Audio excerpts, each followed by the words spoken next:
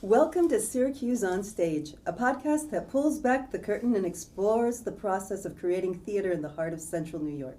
I'm Joann Yarrow, the Director of Community Engagement at Syracuse Stage, where we are opening our season with the musical The Hello Girls, about the first women to serve in the U.S. Armed Forces during World War I. It is my honor to have as our guest Assemblymember Pamela Hunter, who among her many accomplishments is the only female veteran in the New York State Legislature. She serves on the legislature's Veteran Affairs Committee and chairs the Women's Veterans Subcommittee. Welcome, Assemblymember Hunter. Thank you. Always wonderful to see you. Happy to be here today. Yes, it's so great to see you too.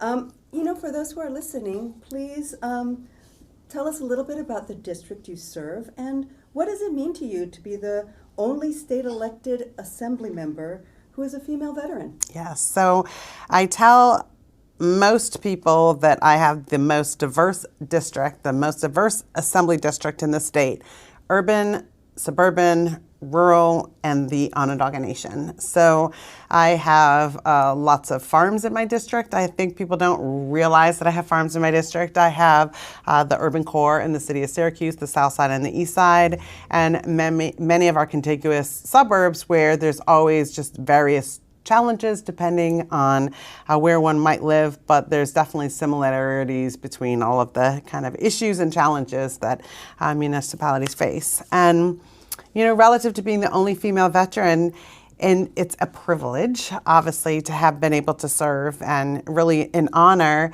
And it's still surprising in 2025 that of the 150 assembly members and the 63 senators, that I still, for 20 million people, am the only female veteran that represents at the statewide level. We do have some men in both the Assembly and the Senate who have served either active duty or are in the National Guard, but it's just me. So it's a privilege to be able to kind of bring that perspective as a woman veteran and legislator to the table and elevate issues that reflect the challenges women veterans go through. That's amazing. That's amazing. We're doing this show, The Hello Girls, and what's interesting, we're taking place, this is 1917, 1918, and about 7,600 volunteers came forward when the call went out. The U.S. Army gave the oath to 100 women to serve as soldiers in non-medical classifications, and then they sailed to France 2 months later. What was your journey to the military? And what branch did you serve in? Right. Well, there was definitely more people when I was in than obviously this number, but that's very impressive, obviously, for then. And just when asked, women always do raise their hand and enlist and serve in most capacities. Women will always, raise their hand to serve. But I was 17 years old, actually, when I graduated from high school. And my birthday, and that's in June, and my birthday isn't until November.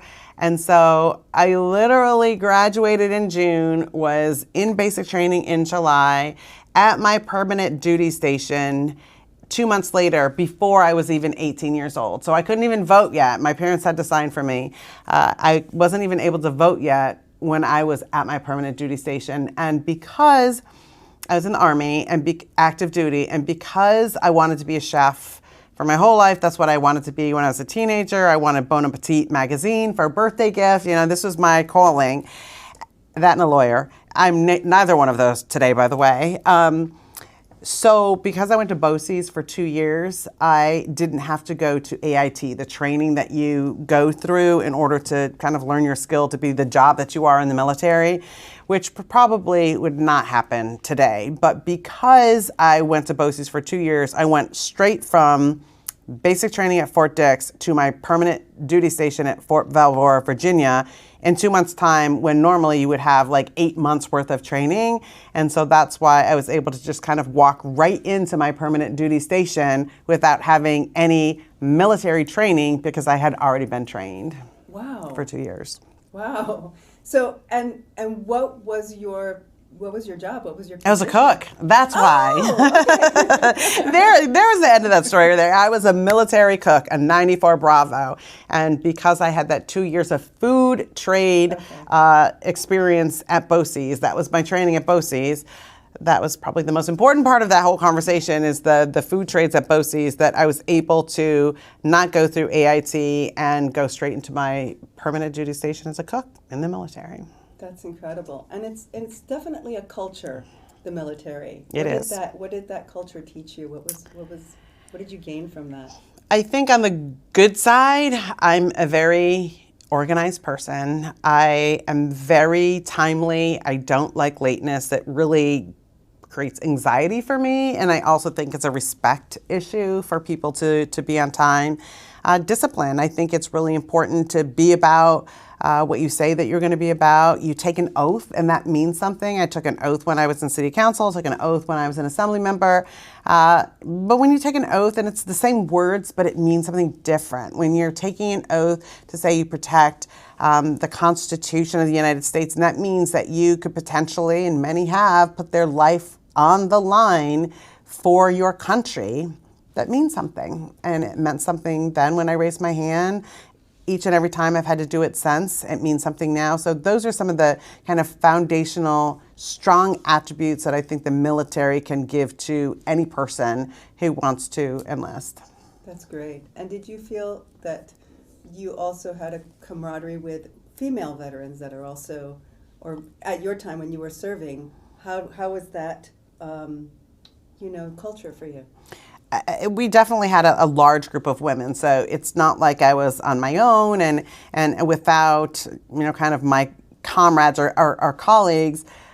But it was a really rough time, I have to tell you. We're talking about kind of the tailhook time frame when there was a lot of elevated conversation about military sexual trauma, about women being harassed and assaulted and in the armed services. And so I served during that time. And I would say it was very difficult. It was very difficult because you're talking about male-centric, dominated, even when the hello girls, the few that were able to join at that time, you were still a woman, you still have different jobs, you still, at that time obviously weren't able to be in combat. But even now, even though you both swear to the same oath, you both get the same, uniform and you're doing the same work, it's still separate. It's still different. And I think that's what makes the camaraderie with women stronger. But I think that also is too why we continue to fight for women veteran issues,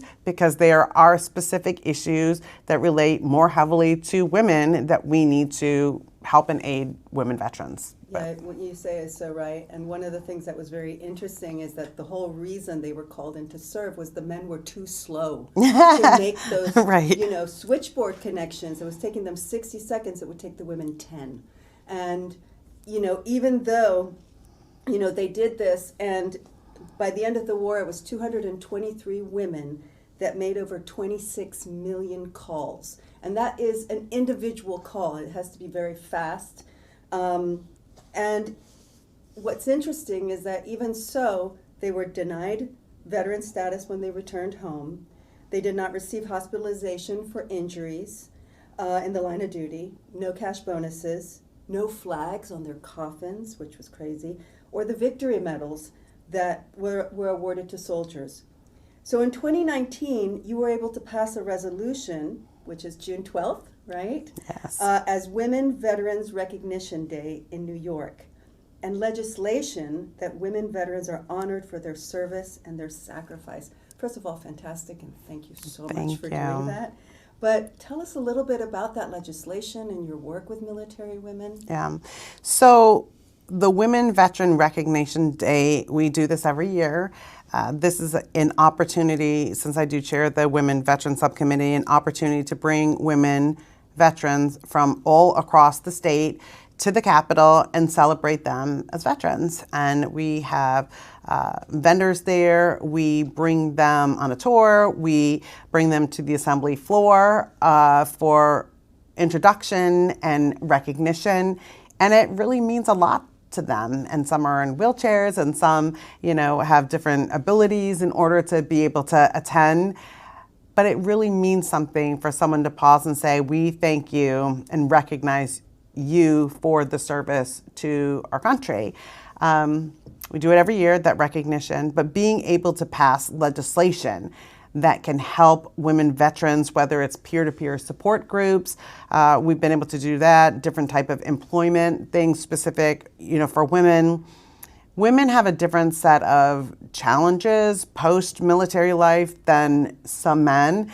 And so being able to kind of highlight the contributions and also challenges and be able to work and try to identify solutions to issues that women veterans really go through has been rewarding and challenging, obviously, at the same time. So